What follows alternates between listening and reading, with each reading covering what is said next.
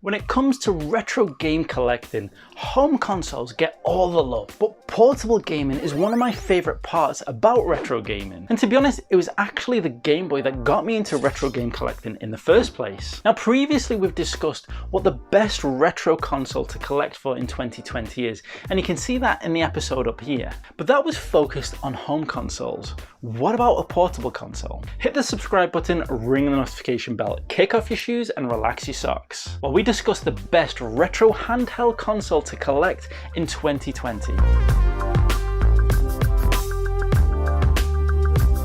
Now, Nintendo has always been the king of handheld consoles, starting off in the days of the Game Boy. And now in 2020, they are smashing the handheld gaming market with a Nintendo Switch. But in 2020, portable and handheld gaming is very, very different. You see, the Nintendo Switch and the streaming services like Stadia and xCloud all provide full console gaming experiences in the palm of your hand. And that is absolutely fantastic. But what's missing in the portable gaming world right now are those dedicated portable games. Now don't get me wrong, having a full console experience in the palm of your hands is absolutely amazing, and I do not want that to disappear. However, a game like Witcher 3, for example, is not the type of game that you can just pick up and start playing if you're having a coffee somewhere. Games like that require a lot of dedication, time and focus. However, the handheld portable games of yesteryear were able to give you immense immersion and excitement and fun in a portable type of game. So today in 2020, to get that kind of portable gaming experience, I'm left with having to look at my retro game handheld consoles. So if you want to start collecting a portable console in 2020, which one is the best one? Now the first name that comes to mind is Nintendo, and their range of handheld consoles are absolutely phenomenal. However, you might be surprised to hear that my recommendation in 2020 is not a Nintendo console, it's actually a Sony handheld console. Now Sony had an amazing time in the world of handheld gaming with the PlayStation Portable and the PS Vita. And the PS Vita was a massive technological jump over the PSP, not only bringing graphics and gameplay which was nearer to a console experience at the time, but also introducing that second thumbstick which was sorely missing from the PlayStation Portable. However, today in 2020, I would recommend that you go out and you start collecting for the PlayStation Portable. Now, despite the technological advancements I just mentioned for the PlayStation Vita and the extra thumbstick which we don't have on the PlayStation Portable, none of those really matter if you don't have the games library to back it up. And unfortunately, the PlayStation Vita's life was really short, and it just didn't get the video game library support that the PlayStation Portable did. With the PSP, Sony were behind it with all guns blazing, getting all the development studios to make games, but not just new games, also games from existing franchises, but also not just spin-offs from those franchises, but fully fledged amazing video games.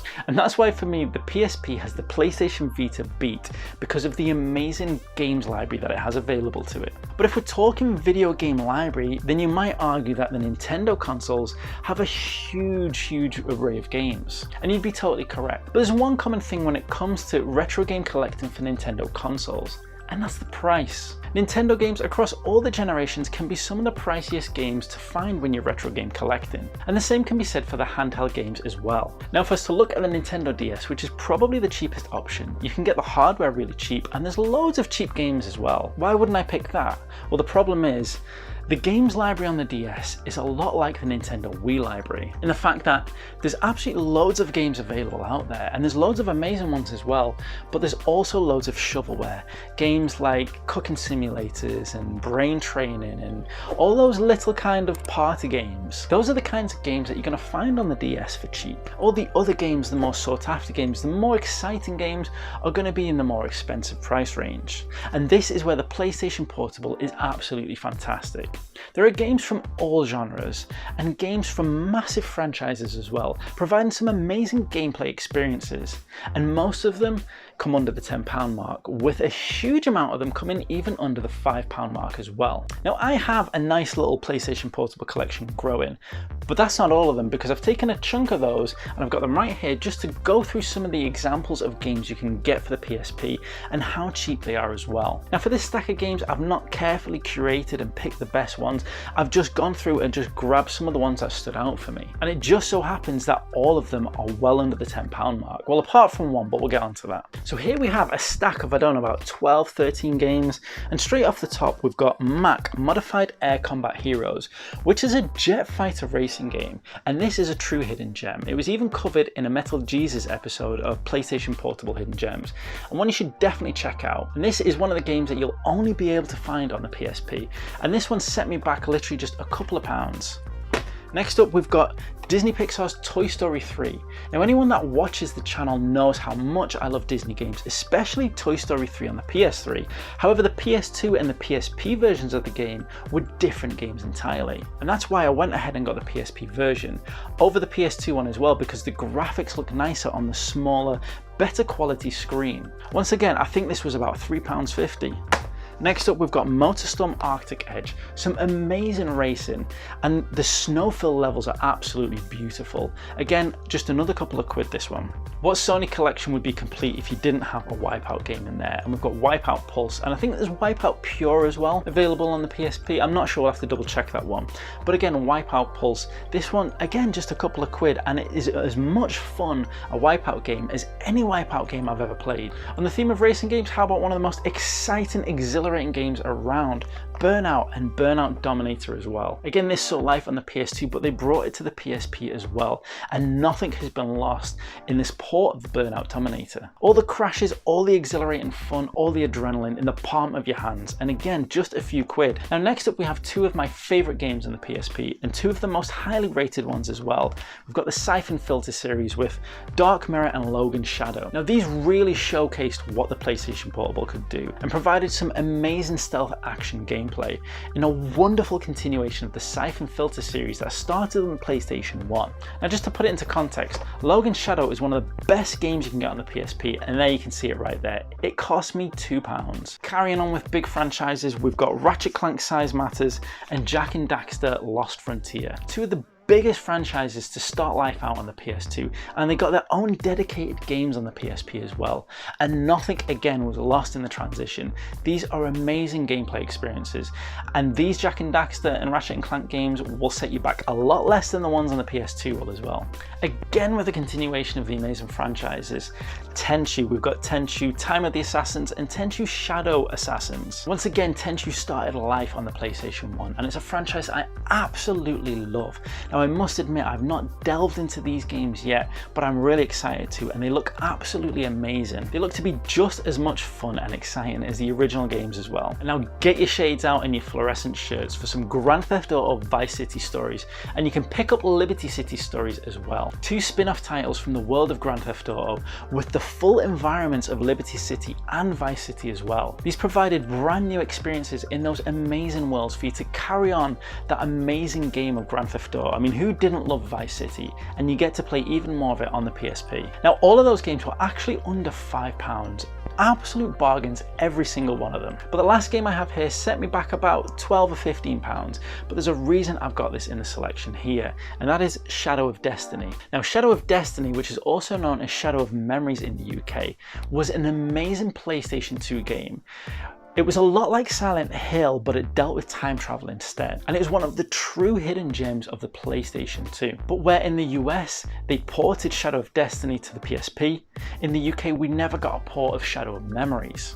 And that's why I ordered this from the US, and this is one of the reasons why I wanted to put this in, so it would be a little reminder for me to tell you that the PlayStation Portable is also region free, meaning you can pick up any of the games from all the regions and play them on your console, which was amazing for me because this is one of my favorite games on the PS2, and when I heard it was available on the PSP I just had to have it. But even though I ordered it from the US, it still only cost me about 15 quid, cheaper than a lot of DS games I see these days that I really want to get my hands on. Now, whenever I go into a retro game store, the first place I head to is always the PlayStation Portable section, and the reason behind that is because the games are so cheap right now. I just don't think anybody's looking at them. All the attention and the focus seems to be on the PS Vita.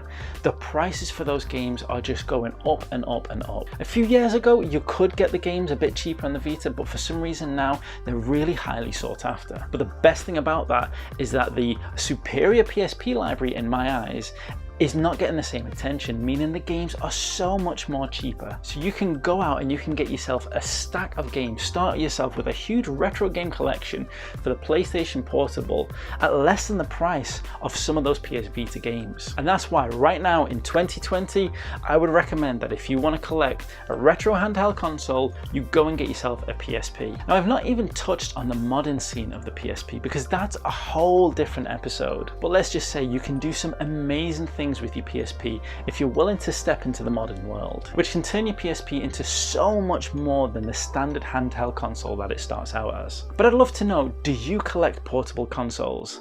And if you do, what are some of your favorites to collect? Do you agree with the recommendation of the PSP, or would you recommend a different console? Let me know, because I'd love to know. I love to find out other people's opinions and find out different things that I should be collecting or looking out for. Now, if you enjoyed this episode and episodes like this, then hit the subscribe button and ring the notification bell, because we do retro gaming all the time on this channel. And if you want to know what the best retro home console to collect for in 2020 is, then check out the episode from a few months ago. Once again, thank you for watching, and see you next time. A big thank you to all my patrons who help making these episodes possible, including Hillazing Retro Gaming. If you want to show your support for Chronik Spartan games, then you can head on over to chronicspartan.com and check out our indie games. You can become a Chronik Spartan patron at patreon.com, or you can kick off your shoes and relax your socks with some Chronik Spartan merch from tpublic.com. All links are in the description below. But the simplest and easiest way to show your support is to just hit that subscribe button. Thank you for tuning in.